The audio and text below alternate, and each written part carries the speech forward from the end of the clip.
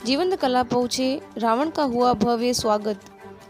रानी उपखंड क्षेत्र के जीवंत कला ढाणी में बहुजन समाज के राष्ट्रीय नेता एवं आजाद पार्टी के चंद्रशेखर आजाद उर्फ रावण संविधान बचाओ अभियान के तहत पहुंचे थे, जिसको लेकर ग्रामीणों व महिलाओं ने कलश व तिलक लगाकर बहुमान किया व इस दौरान सरपंच प्रतिनिधि भलाराम बोस के निधन हो जाने पर उनके निवास स्थान पर पहुंचे तथा श्रद्धा सुमन अर्पित किए। इस दौरान काफी बड़ा काफिला स्वागत को पहुंचा। उनकी एक झलक के लिए इस दौरान आसपास के गांवों के लोगों की भारी भीड़ लग गई। रैली के दौरान महिलाओं व लड़कियों में रावण सेल्फी की काफी होड़ लग गई, जहां इस मौके पर लोगों ने उनका माला व साफा पहनाकर फूल बरसाते हुए जय भीम के नारों के साथ स्वागत सत्कार किया तथा इसके बाद रैली खिवाड़ा दली नगर में आयोजित कार्यक्रम में पहुंचे। जल्दी से कराओ, इसको कम करो। तो मुझे बताया गया कि ये बहुत सक्षम गांव, और ये भी बताया कि जो हमारे माननीय रेल मंत्री जी हैं अश्वनी वैष्णव जी, वो यही के हैं, इसी गांव। बहुत बहुत बधाई इस गांव को। वो बहुत जाते रहते हैं हमारे क्षेत्र में, और मेरे लोकसभा क्षेत्र में नगीना आजकल वो धामपुर में नया मेट्रो रेलवे स्टेशन बड़ा कर रहे हैं। ये अच्छा है, और ये भी मुझे बताया गया इस गांव में सबसे ज्यादा लोग नौकरियों पे। ये बहुत अच्छी बात है।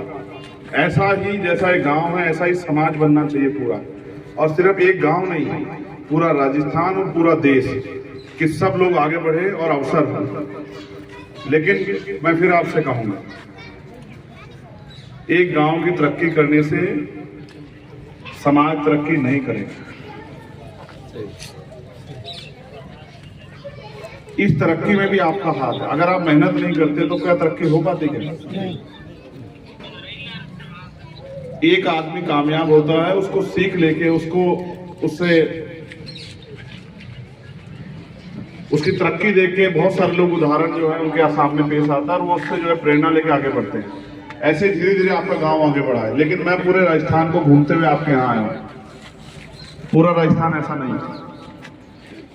पीने के लिए साफ पानी नहीं है, पहनने के लिए अच्छे कपड़े नहीं है, खाने के लिए अच्छा खाना नहीं है, सर पे सबके पक्की छत नहीं है। और अपमान के तौर पे नहीं कह रहा हूं, लेकिन सच ये है कि बहुत ज्यादा गरीबी और बेबसी लाचारी हमारे लोगों के, कमजोरों के चेहरों पे दिखाई देती है। क्योंकि मैं तो घूम के आया ना, मैं देख के आया। मैं मध्य प्रदेश से घुसा भीलवाड़ा के रास्ते नेमावर जाते हुए, नहीं मंदसौर, और वो राजस्थान के लोग थे जो मध्य प्रदेश काम करने गए थे। मिले, मैंने पूछा कि क्या करने आए हो? कहा कि यहाँ सोयाबीन का जो खेत है उसमें काम करने आए। क्या पैसा मिलता है? 200-250 रुपये। और महिलाएं थी, जवान बच्चियां हमारी जैसी, हमारी बहनें खड़ी ऐसी खेतों में काम कर रही थी पेट पालने के लिए। जबकि आप और मैं जानते हैं, सब सीनियर लोग खड़े हैं जो पढ़े लिखे लोग जानते हैं, जो सरकार का पैसा होता है, सरकार की जो तिजोरी होती है, वो जनता के टैक्स से भरी जाती है। आप मैं साधारण भाषा में समझाऊंगा। सामाजिक ज्ञान, एजुकेशनली आपको बहुत ज्यादा उसका शिक्षा के क्षेत्र में, लेकिन राजनीतिक ज्ञान एक अलग तरह की चीज। मैंने और हम सब लोगों ने मिलके, अब किसी व्यक्ति को नहीं कहते, मेरे ऊपर बात है, आप सब लोगों ने भर के मेरी जेब में कुछ पैसे जमा किए। उस पैसे को मैं आपके ऊपर लगाऊंगा। ये है सरकार। समझ आइए, दोबारा समझाऊं। आप सब लोग थोड़े थोड़े पैसे इकट्ठा अपने अपने घर से करते हैं और मेरी जेब में भरते हैं।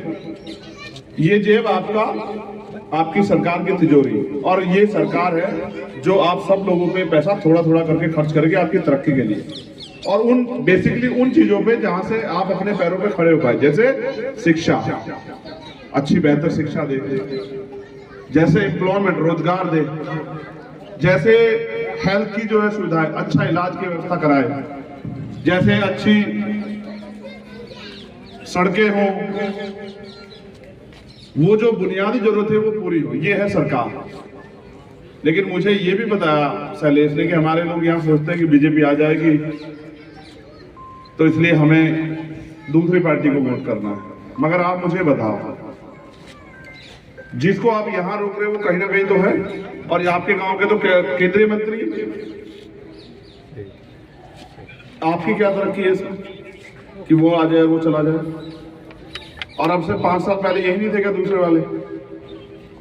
उसमें क्या आप लोगों ने अपनी मेहनत से काम नहीं किया? राजनीतिक शक्ति सुप्रीम पावर है लोकतंत्र में। मरे हुए आदमी को जिंदा नहीं कर सकती, वरना बाकी सारे काम कर सकती।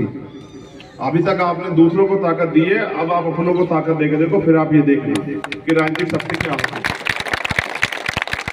मैं किसी को बुरा नहीं कह रहा हूं, मगर आप ये बताओ, अगर वो अच्छे थे तो क्यों हमारे लोग की स्थिति नहीं बदली? क्या आपकी तरफ सब लोग मेहनत नहीं करते हैं? क्यों पेपर लीक हो रहे हैं? क्या बसों में बैठ के पेपर लीक नहीं हो रहे हैं? तो ये गरीबों का बच्चों का हक नहीं छीना जा रहा। और 4 साल 9 महीने बाद मुख्यमंत्री जी को पता लगा कि भाई आटा चावल दाल देनी है। 4 साल 9 महीने में जरूरत नहीं थी लोगों को। और फिर कितना अन्याय हुआ आपने नहीं देखा? जितेंद्र मेघवाल आपके बराबर में नहीं है, इंद्र मेघवाल आपके पड़ोस में नहीं है। और किस तरह का माहौल रहा, पंचायतें खुली। और मैं जब आया 4 बार मुझे रोक दिया, वापस भेज दिया। क्यों भाई? क्या मैं अपने परिवार से नहीं मिल सकता हूँ? मुझे तो यहाँ आने का मौका मिल गया, मेरे साथी हैं। और जब हम ये हमारे लोग गिरफ्तार हुए तब पता लगा कि वो लड़े हमारे लिए, अपने अधिकारियों से लड़के कि भाई तुम उनको निर्दोषों क्यों गिरफ्तार कर रहे हो। मुझे पता लगा उनके फादर की डेथ हुई, मैंने सोचा कि चलो मैं भी दुख व्यक्त करके आऊंगा। मगर मैं आपसे कहना चाहता हूँ शंकर, हाँ, तो मैं आपसे बस ये कहना चाहता हूँ, आप पढ़े लिखे लोग जितना प्यार आप मुझसे करते हैं, मेरी भी इच्छा है कुछ करके दिखाने की, मगर करूँ कैसे? वोट आप किसी और को दोगे तो मैं क्या किस लायक हो जाऊंगा बताओ? भाई भीड़ इस देश में कुछ कर सकती है? आप बताओ। हल्ला मचाने के अलावा क्या कर सकती है भीड़? आप हम इतने लोग मिलके एक कानून बना सकते हैं, लेकिन सरपंच जी चाहे तो अपने सभा उनके गांव पंचायत के मेंबरों के साथ बैठ के कोई भी वो बना सकते हैं गांव के लिए योजना। लेकिन आप और हम भीड़ नहीं बना सकते, क्योंकि उनके हाथ में कलम की ताकत है। आप अपनी किस्मत के फैसले दूसरों से कराना चाहते हैं तो मैं क्या कर सकता हूं? पढ़ लिख के अगर हमें ये नहीं समझ आया कि हमें वोट का अधिकार किसी के पिछलग्गू लग बिकने के लिए नहीं मिला है, किसी को रोकने और किसी को टोकने के लिए नहीं मिला है, हमें आगे बढ़ने के लिए मिला। और इस वोट की ताकत के लिए बाबा साहब ने अपने 4 बच्चे कुर्बान किए। जब वोट हमारा है और हम दूसरे को जिता सकते तो अपने क्यों जिता सकते? वोट हमारा है तो राज भी हमारा होना चाहिए। आपके बराबर में थोड़ी दूर पे बिहार, अभी जातिगत जनगणना हुई है सर, और जातिगत जनगणना में ये पता लगा है, अखबार उठाओ टीवी देखो, कि 90% आबादी वंचित हक वंचित समाज की है। लेकिन आप बताओ 90% आबादी पे अधिकार कितने हैं? जमीन कितने हैं? रोजगार कितने हैं? उद्योग धंधे कितने हैं? उनके अकाउंट में पैसे कितने हैं? उनकी फैक्ट्रियां कितनी है? कितनी हिस्सेदारी उनकी राज्यसभा में है, कितनी लोकसभा में है, कितनी विधानसभा में है, कितनी विधान परिषद में है, कितने उनके जज हैं, कितने उनके चीफ सेक्रेटरी हैं, कितने उनके एडिशनल सेक्रेटरी हैं, कितने उनके यूनिवर्सिटी के वाइस चांसलर हैं, कितने प्रोफेसर हैं? ये तो चेक कर लो। 14 अगस्त को आप जिस स्थिति में थे, 15 अगस्त को आजाद होने के बाद भी आप उसी स्थिति में थे। आपकी जिंदगी बदलने का पहला दिन शुरू हुआ जिस दिन भारत में संविधान लागू हुआ 26 जनवरी 1950 को। और ये जो अधिकार है ना, जिनकी वजह से आज हम गौरवान्वित हो रहे हैं, ये हमारा बाबा रामदेव जी का मंदिर बना, ये भारतीय संविधान ये अधिकार देता है हमें। वरना आप जानते हैं यहाँ तो नलके भी अलग अलग हैं और यहाँ तो मंदिर भी अलग है, सब कुछ अलग है। जब हमें बिल्कुल ही अलग कर दिया, आज भी आपको समझ नहीं आया।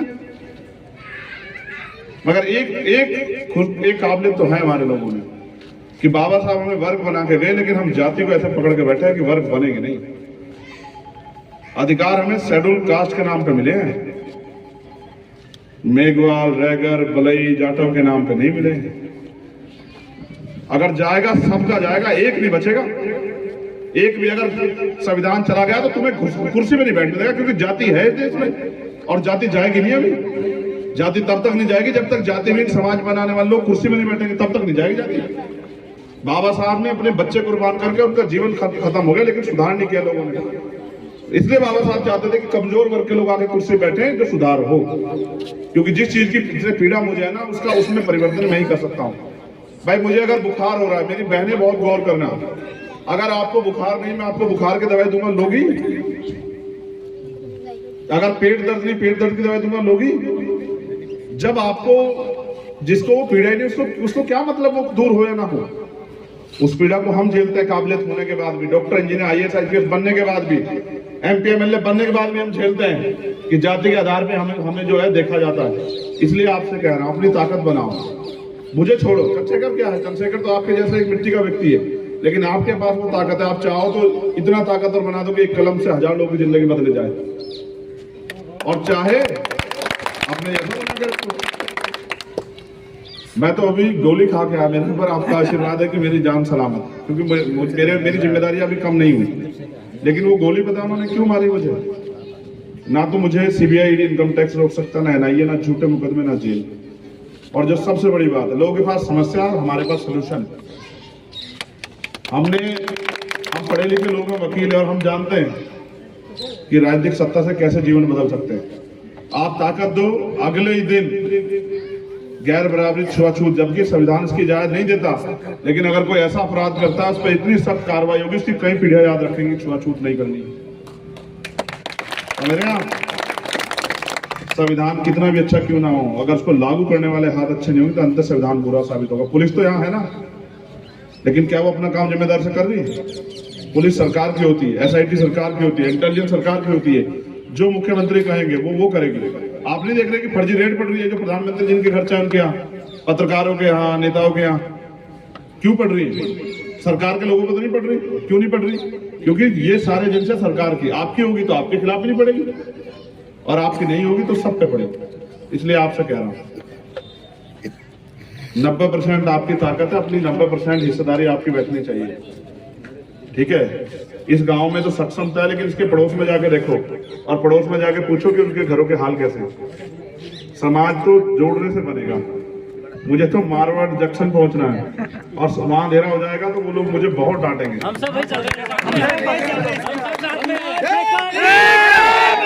देखो, कुदरत उसका साथ देगी जो अपने लिए लड़ेगा।